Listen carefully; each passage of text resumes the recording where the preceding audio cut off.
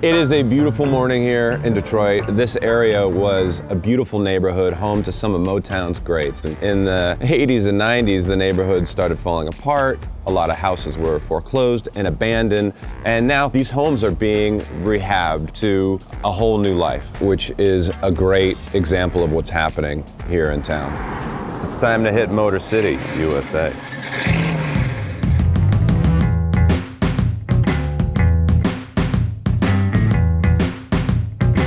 My name is Adam Voss. I'm a traveler, an entertainer, and I'm a marketing geek on the hunt for cool brands. I've got less than 12 minutes to tell you about their story.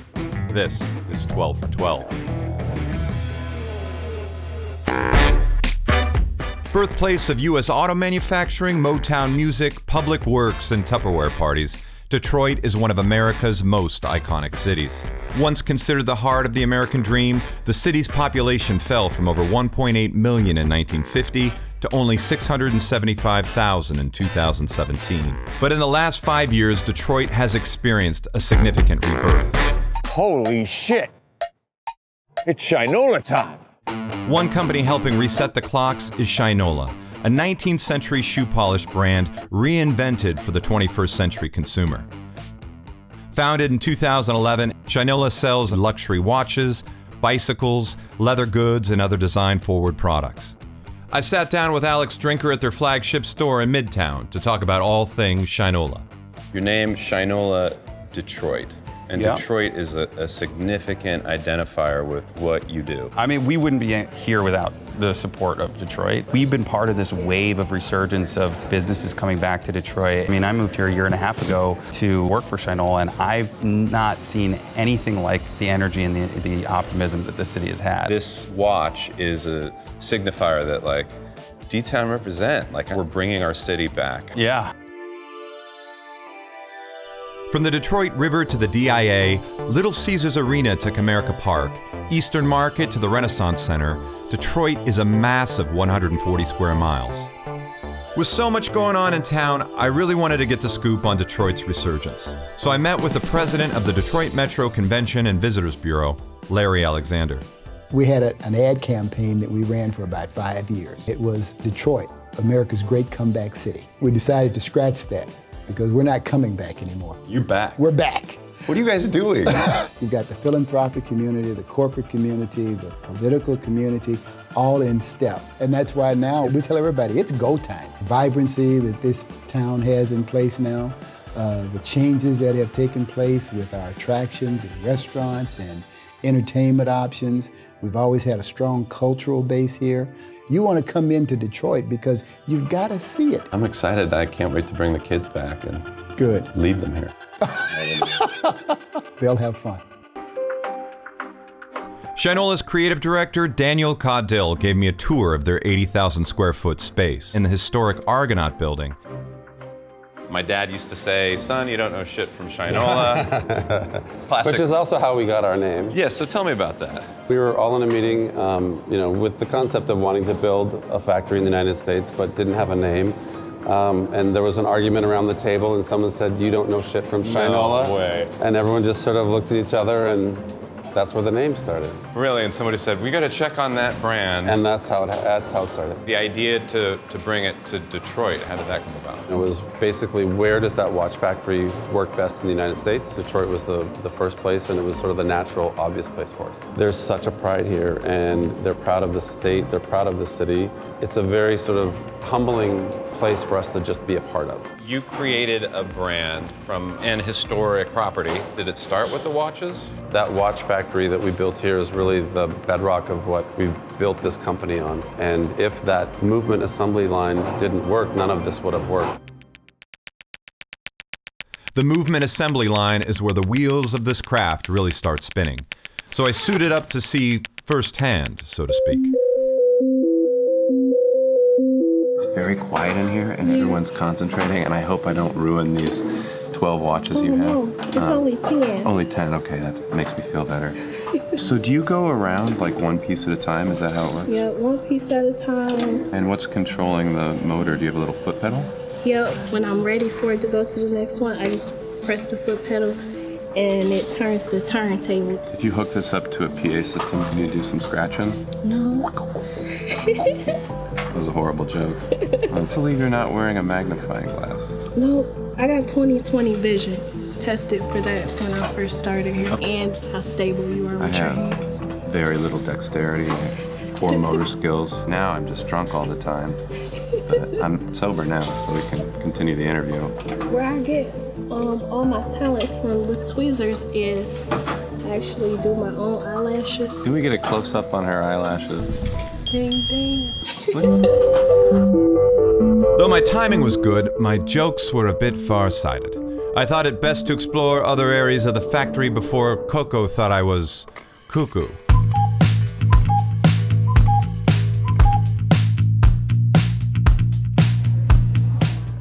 Oh, wow, beautiful. What's your favorite thing about working in the leather shop? The people and seeing how far we've come on making watch straps. When we first started, we couldn't make straps at all.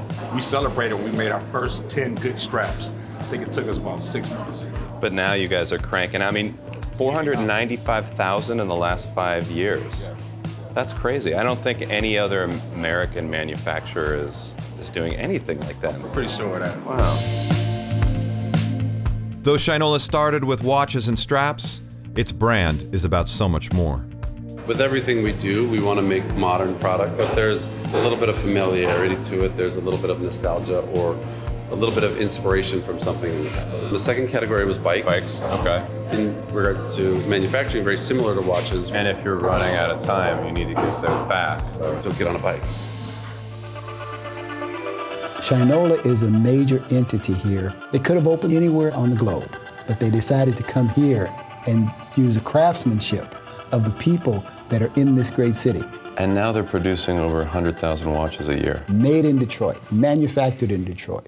I'm gonna need a bigger wrist. He's good. You're so entertaining, right?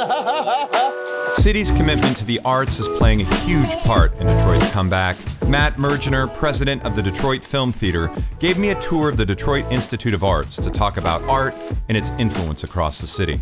There's always been, I think, an artistic side to Detroit, even in the roughest times. This is a town of makers, and be it, art in a film media or like murals being painted on the side of the buildings, I always feel like, follow the artist. They'll show you where the party is, where the ideas are. How do you see that manifesting here in Detroit?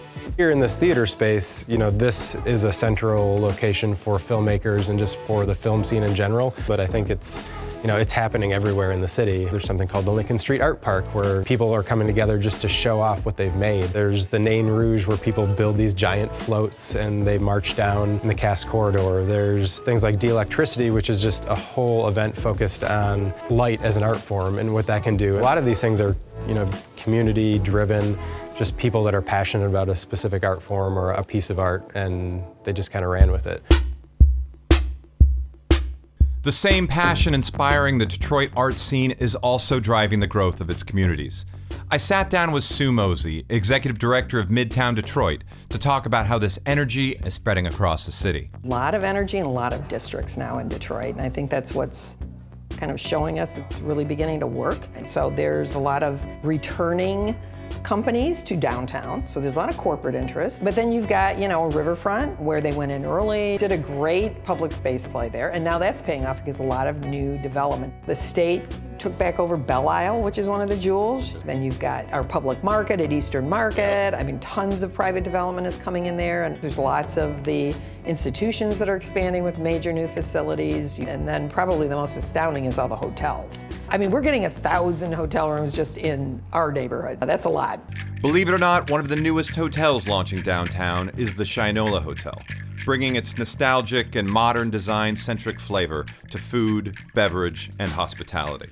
We're building a 129-room hotel with all of the attention to detail that you would expect of a brand that makes these high-quality products like Shinola. This skill at scale, the preservation of craft, and the beauty of industry. You don't hide any of it, highlight it, embrace it. You were definitely a fan before you came to work for Shinola. Yeah, I mean, I became a fanboy of Shinola. Actually, when I was working at GE, while working for a 125-year-old consumer brand, looking at this 5-year-old consumer brand and saying like, man, I'm envious of you. But still, you guys, I mean, you're bread and butter in terms of like where you started. Your core is the watches. We're not a watch brand. And we certainly have a lot of watches, and we were most well known for that when we first started. But we're a 5-year-old company that has made a number of amazing things, and I'm just excited to start seeing what else we can do with this idea that if we teach people the right way to make things, there's no end in sight on what we can make. That's how we got into leather bags and audio and jewelry and bikes. Can we ride a bike? Sure. Yeah, you guys want to ride bikes?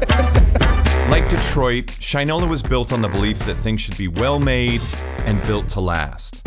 And after years of decline, the city is again making its own destiny.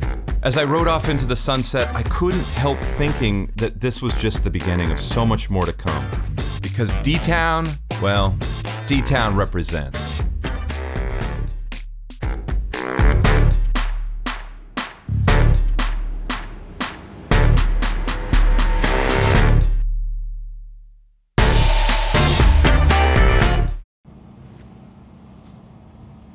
That was perfect. Drinking coffee, I studied with Meisner. I read Uta Hagen's book on coffee drinking for camera. It really helped prepare me for moments like this.